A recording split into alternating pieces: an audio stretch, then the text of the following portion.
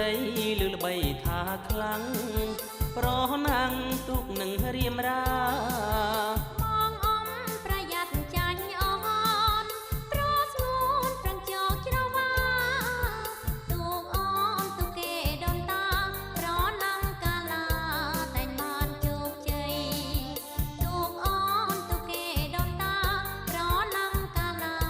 តែបានជោគជ័យទូកបងធ្វើពីឈើលងធាក់ខ្ទង់លឿនណាស់ណាស្រី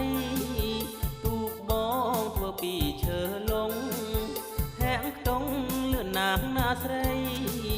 ក្បាលដូចពោះវែកក្របីក៏រមាំងព្រៃកន្ទុយត្រីក្រាយក្បាលដូចពោះវែកក្របីក៏រមាំងព្រៃកន្ទុយត្រីក្រាយបងអមចិត្តតនហើយអូនមាសស្ងួនប្រឹងឡើងឆោមឆាយខំឡើងប្រឹងឡើងណាបងនួលអូនក៏ខំក៏កា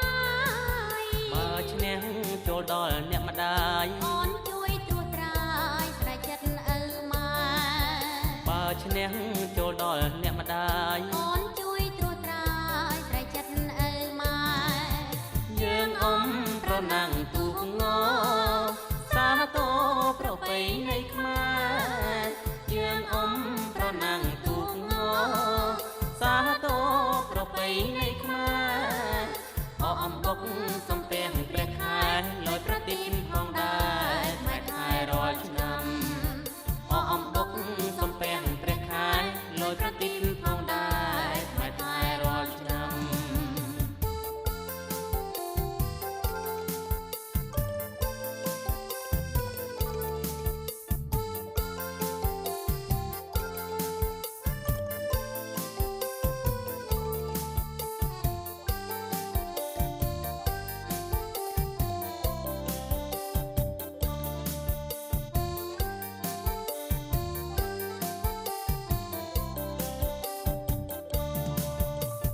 ស្រីលឺល្បីថាខ្លាំង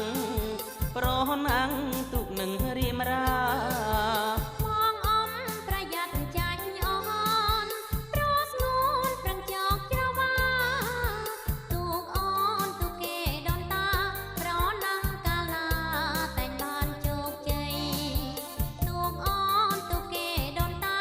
ប្រណាំងកាលាតែបានជោគជ័យទូកបងធ្វើពីឈើលងធាក់ខ្ទង់លឿនណាស់ណាស្រីទូកបងធ្វើពីឈើលងធាក់ខ្ទង់លឿនណាស់ណាស្រីក្បាលដូចពោះវែកក្របីក៏រមាំងព្រៃកន្ទុយត្រីក្រាយក្បាលដូចពោះវែកក្របីក៏រមាំងព្រៃកន្ទុយត្រីក្រាយបងអមចិត្តតនហើយអូន